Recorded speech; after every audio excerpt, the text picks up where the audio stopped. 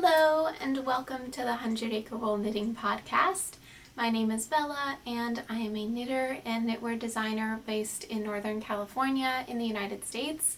And this is a podcast where I like to come to chat with you all about what I've been making and maybe some new designs that I've been working on and things of that sort. And today I'm so excited. I have a lot of new designs to share with you, some new things that are in the works, a lot of new whips. I have had a lot of finished objects recently, so that means it's time to cast on many new things. And I've had a lot of ideas for some new designs, so I've just been letting my creativity go and just playing with a bunch of new things. So that's been a lot of fun. So we'll just get straight into what I've been working on. So I'll show you this project first. I think I talked about it in the last podcast episode, but I have finally finished all the yarns that I was hand spinning to make a hand spun Shifty Sweater. So, and I will get on my little cord here to show you it better because it's just totally squished right now on my, I don't even know how big these are, but maybe 16-inch circular needles right now. The sweater is squished and you can't really see all the details, so I like to put it on these, I like to transfer all the stitches kind of to these silicone cords. I think they're made out of silicone or some sort of rubber, and they're just really great so that if you want to try on your top-down sweater or whatever it may be, just something big that you'd want to stretch out all the stitches, it's really easy to just pop it on the end and just slide all the stitches off. So maybe you can see what I'm doing right now, so I don't have to like manually transfer over every single stitch to something. This also works really well with if you have a longer cable. I also purchased a while ago like a really long, I think it's like 55-inch cable that would normally be used for a cable needle, but you can just attach that on too, and that makes trying things on or just stretching out the fabric and seeing it better, it makes it a lot easier. But anyway, yeah, I have cast on and am well into working a hand-spun Shifty Sweater. I'm having so much fun with it. If you haven't tried this pattern before, it's a lot of fun. It's a really interesting texture, and I think it just plays up whatever yarn you're using for it, especially if you're using like a hand spun or some sort of yarn that changes colors throughout the whole thing. I just think it ends up looking really cool. And I wore my Shifty Sweater. This was the first Shifty Sweater that I ever made, that I ever knit, that I knit for myself. I'm wearing this one. Just thought it would be funny for today's video. But anyway, this one, the one that I'm working on now, is going to be for one of my friends, and she just adores color, and she saw actually this sweater of mine and she just totally fell in love with it and wanted one of her own, but wanted to pick out her own kind of colors. And I love the colors that she picked out. I honestly wasn't sure about them, like how the hand spun yarn came out. I'll show you in a second, but I wasn't entirely sure how the colors would all play together and just wasn't certain about it. Wasn't sure how it was going to look at first, but now I'm totally fallen in love with it. I think it's actually, I like it better than mine. So I've stretched it out here. You can probably see it better now. So, oh my gosh, just look at all those colors. I just really love how it's coming out and all the colors playing together. I think it is just so cool. So this is a top-down sweater by Andrea Mowry. You've probably heard it before. So many people have knit this, but yeah, just been having a lot of fun with it. And the inside, look at all those colors playing together, and the texture is just so much fun. Just, oh, love that. So I am knitting the size 1 in pattern for my friend, and for my version I had knit the second size 2. So this one's going to be a little bit smaller. She's a little bit smaller than me, And I think I actually also should have knit the first size for myself as well, because Andrea does recommend in the pattern that you size down possibly, like it fits better if it's tighter on you. And I've talked about this on mine. You can see it's not super fitting well on me. I still wear it a lot and I adore it, but it could have fit better, I think. Andrea has also since released a newer version of the pattern that she has kind of regraded so that it will fit better in the yoke area. But anyway, yeah, I'm knitting the size 1 for my friend, but I did run into some issues with the pattern, or I don't know if they were technically issues. I feel like someone would have brought them up by now if they were, but I don't know. I just thought it was kind of strange. I don't want to give away the pattern, but I just felt like for the size 1 particularly, there's like instructions that are only for size 1, and I just thought that some of the increases were a little odd how they were spaced. Anyway, so I just changed that part and just made it how I wanted it to, so that I would still end up having the same amount of stitches increased, and like all the numbers would be the same in the end, but I just did different rates. So that was just like a personal preference thing that made more sense to me, but it definitely works in the pattern for sure. But oh my gosh, I'm just having so much fun with these colors. Again, I love this, how this is coming out even more than my own. I think it's really interesting. So right now I am on, I think I only have a bit more to do in the yoke. I don't know, it's still kind of shallow, but I was just chugging away on this one, having so much fun. And now I'm working with these 2 colors. So this is my base yarn. So how the kind of mosaic color work is worked. It's not actually color work, it's mosaic knitting. So you're only ever working with one color in your hand at a time, which makes it a lot easier and a lot faster and a lot more like popcorn TV knitting that you don't have to, I don't know, pay attention to so many different colors and deal with that in your hands at the same time. But yeah, even though it looks like color work, it's only ever one color at a time. So the base color that I'm using right now, I am using this Handspun. So it's mostly gray, and then it also has some little bits of orange throughout and kind of pinkiness to it. So a really lovely neutral. And then I'm working it with this one of my Handspuns, and I totally adore how it came out. And I'm just having so much fun as I'm knitting it, just seeing all the colors just totally come alive. I just adore this one. I don't know if I would wear this per se, because it's really electric and like amazing, but I just think it's beautiful to look at. It reminds me of a peacock kind of colors. So I love this one. This one is with fiber from Malabrigo, and it's their, I think it's the Boreal colorway. It's their Malabrigo Nube base, and I just love how this one came out. So I'm having a lot of fun with that one. And for the other colors that I've already done, sorry, I'm getting all tangled here with my yarn. So at the beginning, I had cast on with this colorway. You can see for the neckband there, I had cast on in this colorway. And then for the purple, rummaging through my little tote bag here, this is the purple that was used on top of it. And it really faded a lot more than I thought it was going to. From just looking at the skeins, excuse me, from just looking at the skeins, I didn't think that they were gonna, like kind of the colors were gonna fade so subtly as they did, but they did, and I really like how they worked out. So this was the purple one that I have since put down and moved on. And I am changing where I am changing the colors as opposed to what it says in the pattern. So that's another little adjustment that I'm making, because I just want to work with how the skeins are, and I'm just trying to place them in a way that the colors will flow nicely. So I think what I did was I transferred the base color earlier than it said to in the pattern. No, I'm sorry, in the pattern there's only ever one base color. So I'm kind of having to like change it when I think I should. Because the pattern calls for just one colorway for the base color, and I'm doing 3.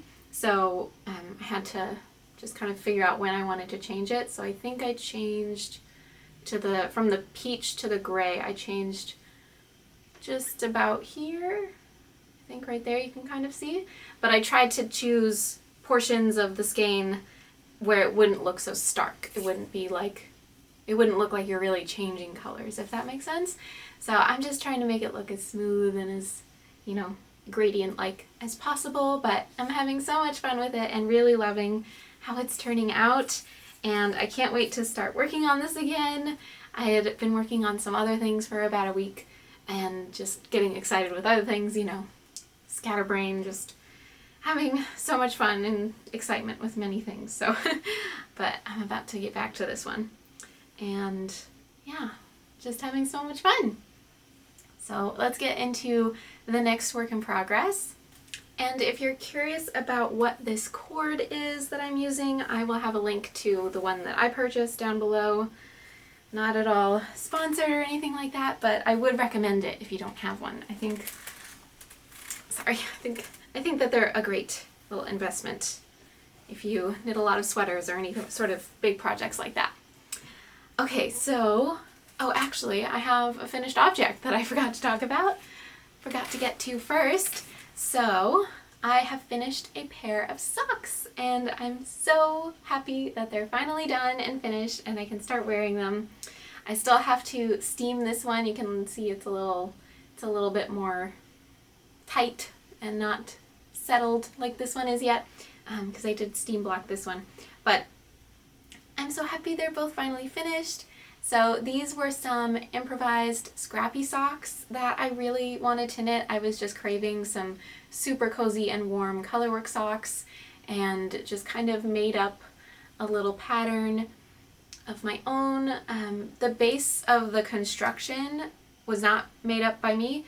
That was my favorite Kuda sock sort of recipe by Evil Knits. I have mentioned that a ton of times here because that's my favorite sock recipe, but I will link it down below if you don't know what I'm talking about, and links to everything that I always talk about and all like that.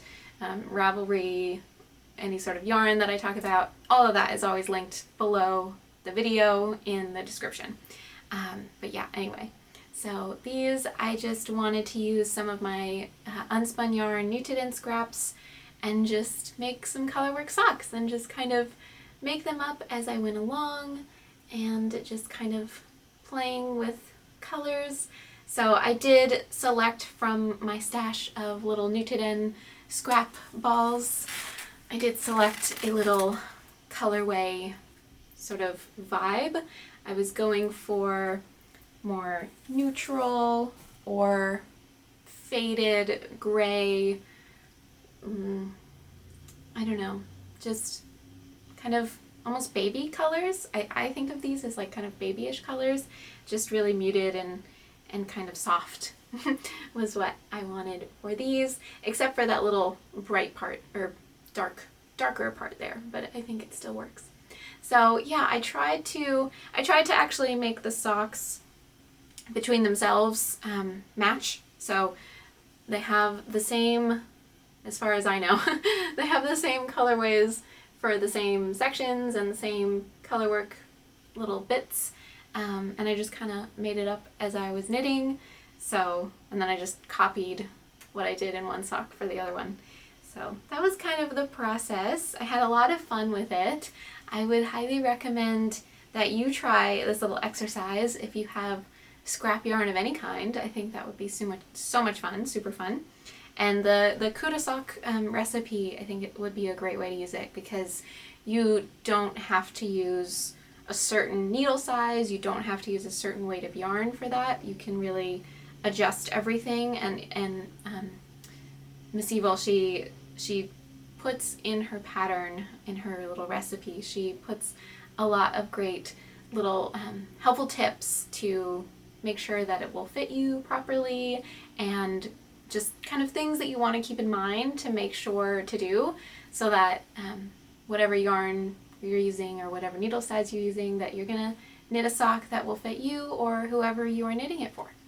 So I have a lot of fun with that one, and I have decided on, like, I kind of now have my own stitch count and my own little recipe of what I like to do for it to fit me perfectly. So yeah, just had a lot of fun with these, and I already have been wearing them a little bit actually, and they're super cozy and warm, which is wonderful for this time of year. It gets really, really cold in here. We never turn on the heating, so it can get very, very cold, and my feet especially get very, very cold. We have a lot of wood floors, and yeah, that can get very cold. So these are very good. I used for this, I used 2 strands of new to den yarn held together for each colorway, and of course it's also Colorwork, so it's even doubly thick than that, so they're almost like slippers, to be honest, with the thickness, which I really enjoy. I always want my socks to be as thick as possible, and of course I used my 9-inch circulars for these, and I actually never transferred them to Magic Loop this time. I tried to do them completely on 9-inch circulars, and it actually worked. I was quite surprised. With this type of construction, it's toe up, and I don't know, something about the construction, it worked. I was able to knit the entire pair of socks in just 9-inch circulars. So that made it super easy and a lot faster and less fumbly, and I would highly recommend trying that out. It's a lot of fun. So yeah, as I was just knitting up the sock, I was just kind of making up color combinations and different motifs that I would like to throw in there, and doing some minor math to make sure that the stitch counts would work out to how big the motif was going to be, but it was pretty laid back and simple. And then one thing I wanted to note that's great about unspun yarn is, since you can spit splice it so easily because it is unspun, when you're doing your color changes, you don't have to like have a tail and then pick up a new color necessarily. So actually what I was doing for this was, once I would get to about like 4 or 5 stitches before the end of a row where the next row I was going to make a color change. So like, say if I was towards the top of this motif and I had like 4 or 5 more stitches left before I would start the next color to do the next motif, I would actually stop there and then break the first color, spit splice on the new color, and then keep on knitting, so that once it became like the new round after, you know, the beginning of round marker. I hope I'm not getting too technical here. I hope I'm being helpful. But anyway, it saved me from weaving in anything at all, and it makes it really sturdy and strong, and there's not even like, you know, there's also that weaving technique, or I don't know if it would be a weaving technique, where you like knit a stitch and then you like twist the old yarn around the new one so that you don't have to weave in your yarns. Anyway, this method at least works for me. It makes it a lot easier for me. So this is just personal preference. You can do whatever you would like, of course. But yeah, just maybe if you would like to try that, or if you already have, let me know. Do you like that method of, you know, changing colors with unspun yarn? I think it just makes it so much easier, and I would rather change colors in unspun yarn and have a million colors of unspun yarn, because I can do that spit splicing, so it makes it a lot easier. But anyway, I feel like I'm rambling. So that was that project, and I can't wait to wear them a lot in this cold month season. And okay, we'll get into another work in progress. So a couple of weeks ago, I was out and about, and I was just struck with inspiration. Sometimes, you know, you just see things and inspiration strikes, and I had to cast on something. So I was inspired to cast on a little cable knit pattern of my own design. So this is going to be, or it is, a wrap, sort of a wrap shawl kind of a thing that I have going in the works now. And I'm loving how it's coming out so far. I think it's so pretty. I had a bit of a time on Adobe Illustrator. That's what I use to design my patterns, and especially charts. I think it makes it a lot easier, at least for me. So yeah, I had a time on Adobe Illustrator kind of figuring out how I wanted the chart to go for this and kind of how it's going to morph and change throughout the pattern. So I had a lot of fun, and here it is now. You can see the light coming through it. So I really wanted to blend lace and cables for this one. I have not blocked this yet or anything like that, so this is just, you can see it's on my needles. I literally haven't done anything. I just broke the yarn so I could show you easier. But so hopefully when I block it, the lace and the cables will become even more noticeable, and you know, they'll come into their full form. But yeah, I'm really having a lot of fun with this one so far, and I had been saving this colorway specifically for some sort of a light, airy shawl. That was what I was envisioning for it. So this is, I'm using 1 strand of Newtoden unspun yarn for this, and I'm using the colorway Gleamed, which is a very, very light yellow. It's almost white, sort of a cream.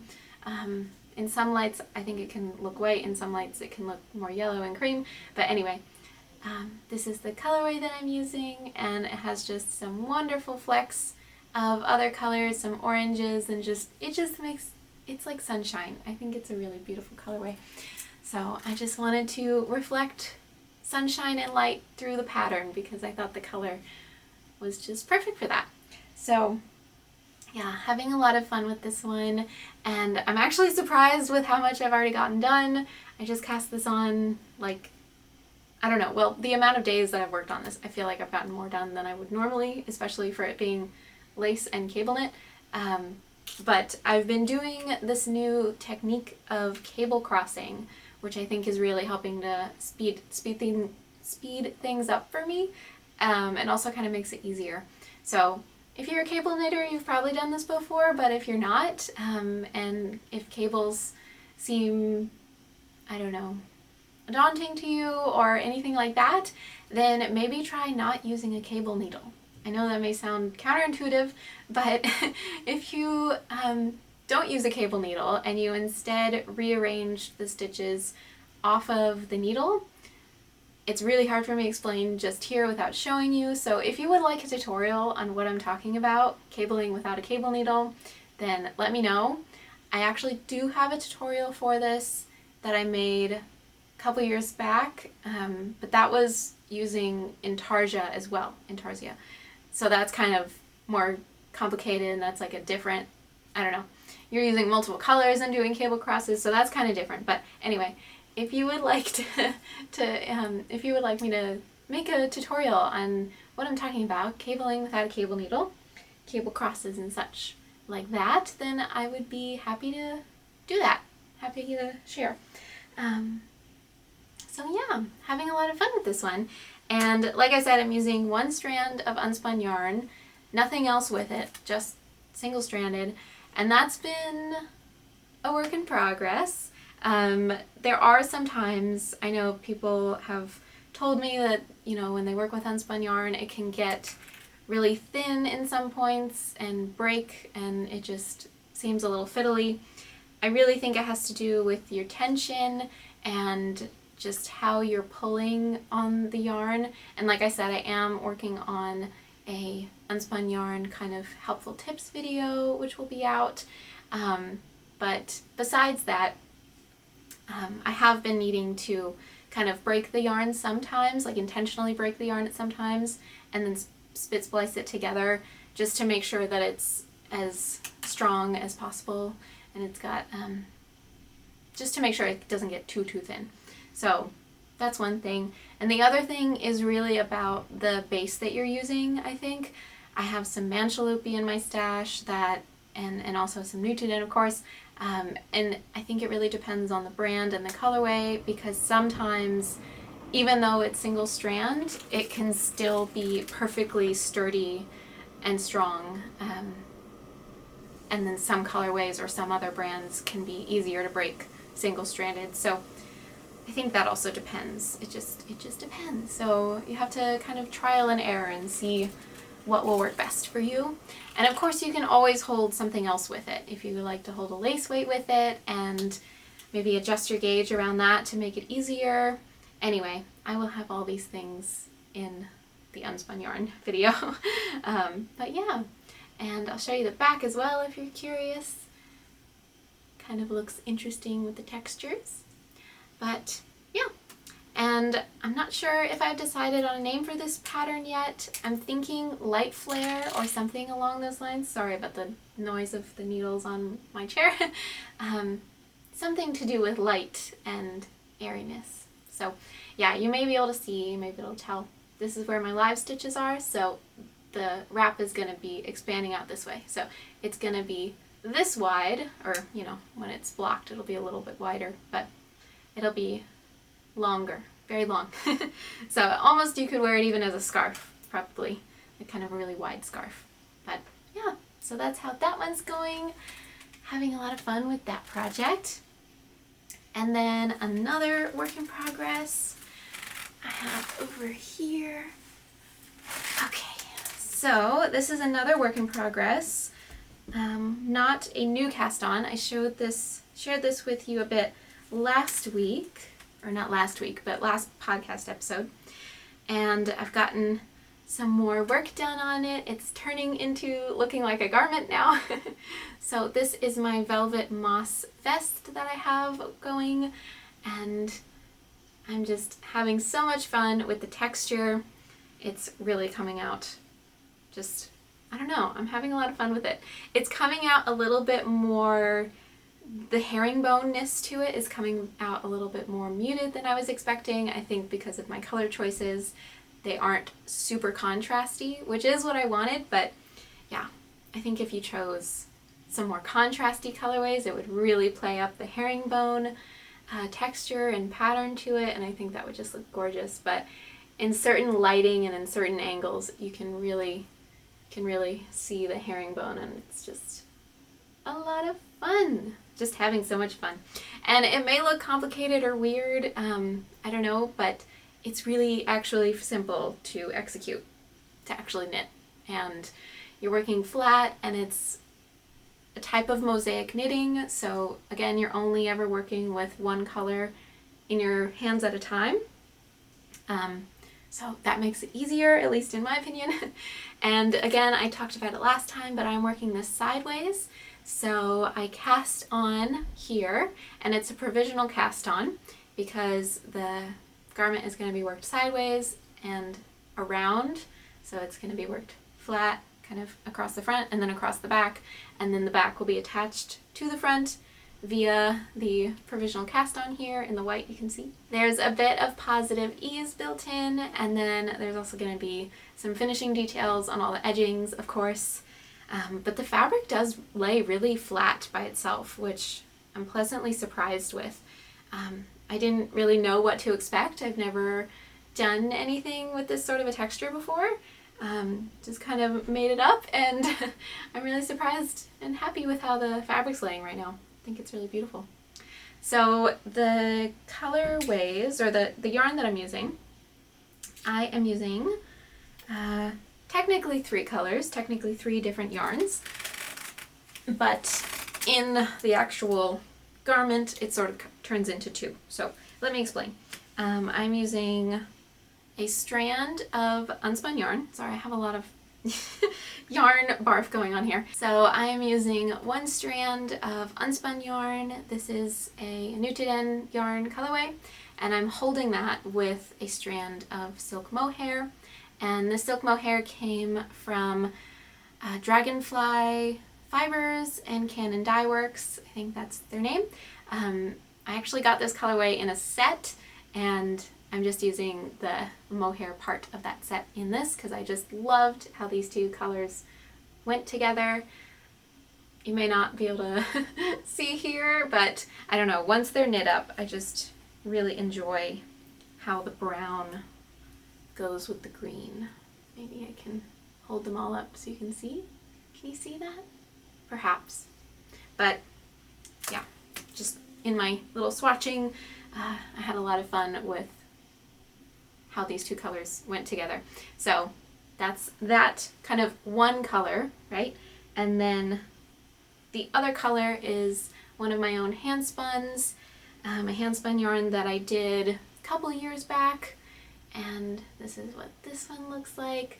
So I'm getting down there on this skein. It's getting smaller, but luckily I have some more in my stash, so I won't I won't be running out of that one, which is good. So yeah, I am just really loving how this is coming out. This handspun, I would say, is definitely a sport weight yarn, and it's been really fun to see the subtle shifts of color as I keep knitting. So normally, because normally we would either knit top down or bottom up, normally the shifts of color would be sideways, but now they're going to be almost like vertical stripes, depending on how much your colorway shifts. Or if you don't use a colorway shifting yarn at all, that's also a good idea. That can also be absolutely beautiful. So I'm just really excited about this one. I already have been making plans, or I already have ideas for like other colorway combinations of this. I don't know. I'm having a lot of fun with it, and I think it's a fun combo with all the different types of yarn that it's mushing together. So anyway, I'll show you the back as well if you're curious to see. So yeah, just having a lot of fun with this one, and I will keep working on that one and keep you posted. I have a feeling it's gonna go pretty quickly because it is a vest. It's sort of a little bit cropped. At least my version, I'm making it a tiny bit cropped, and vests are just smaller than sweaters, so less knitting means less time, and I'm just really excited to see how it turns out. Okay, and next we'll get into another work in progress. So I talked about last time a new beret hat pattern that I've been working on. I shared with you this orange one that I finished last week. So I have cast on another beret because I wanted one in another color. So, and I also wanted to make one in a different size as well, because the pattern that I'm making for this new Brioche beret pattern, there's going to be 3 different sizes, and I wanted to make the size that is a little bit smaller than that one.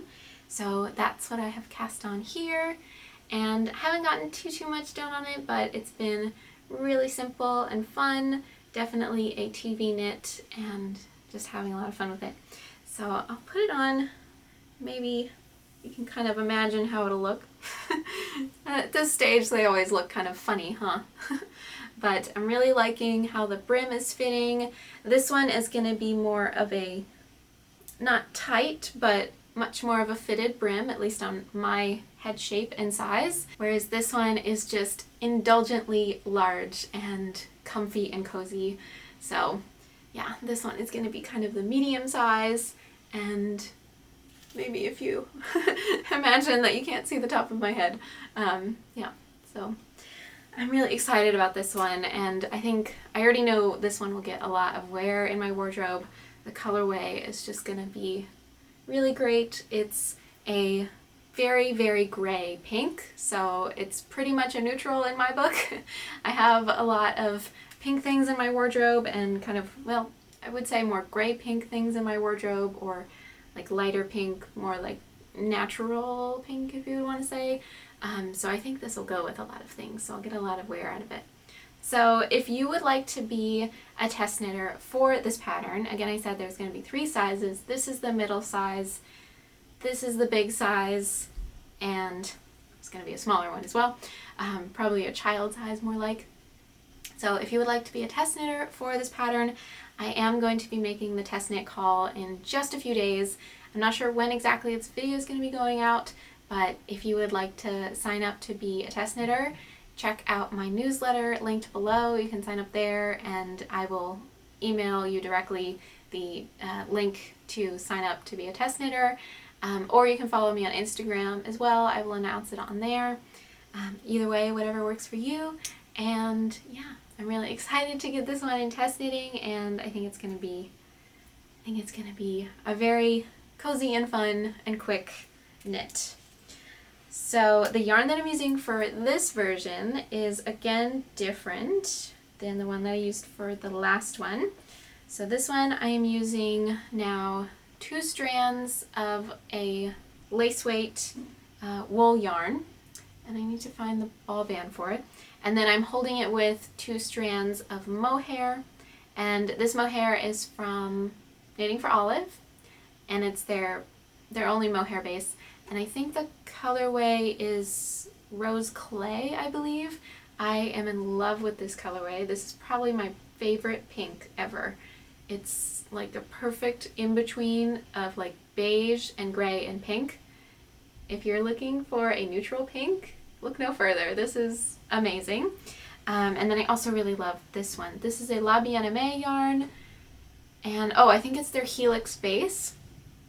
Oh, I'm forgetting the makeup of the wool in this, but I'm pretty sure it's 100% wool. It's definitely non-superwash, and it's got just a really lovely sort of rusticness to it.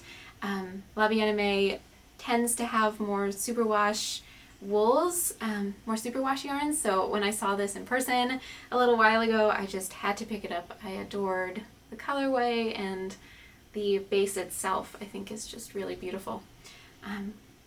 Yeah, just a really lovely color and yarn. Really lovely yarn in all the colors that they have it in. So would definitely recommend this yarn pairing. I think the fabric is turning out really nicely. So yeah, that's 4 strands of lace weight, 2 wool lace weight yarns, and 2 strands of mohair. So yeah, having a lot of fun with it. Can't wait to finish it and wear it. And yeah. So yeah, the test knit. Sign up below if you would like to, or take a look at my Instagram to see when that will happen. Alrighty, and now that is it for works in progress. That's it for the knitting updates. And now I will share with you some really special yarn that came into my life recently.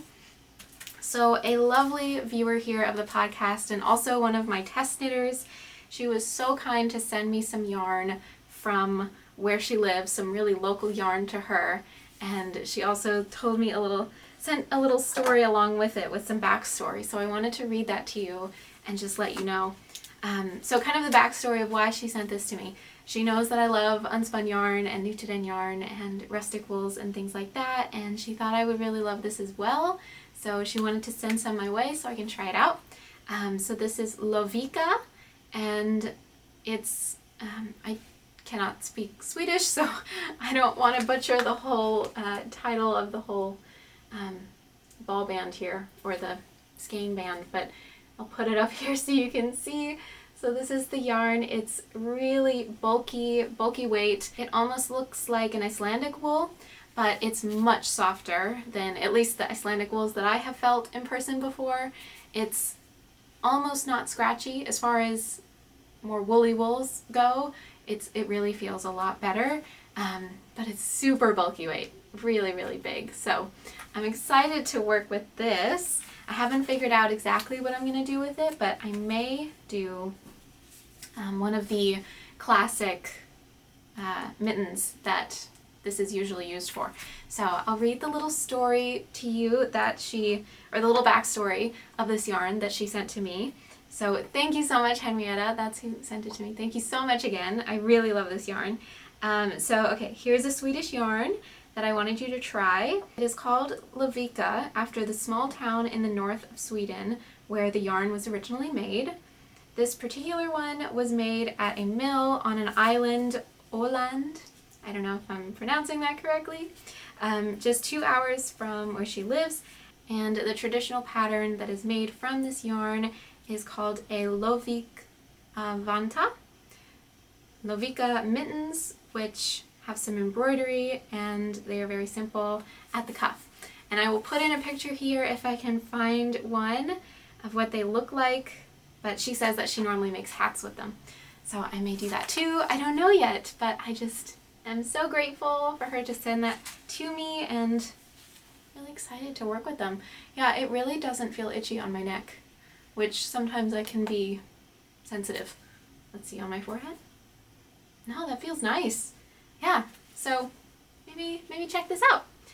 Lovica yarn. So there we go. Thanks again, Henrietta. And I think that is it for today's episode. Thank you so much for joining me, and I hope you enjoyed. And if you did enjoy, please do consider subscribing and or liking this video. That really helps me out. And I will see you again in a couple weeks. And make sure to check out if you would like to be a test knitter for that beret pattern. Make sure to check that out also at the links below. And I will see you next time. So I hope you have a great rest of your week, and yeah, happy knitting, happy making. Bye.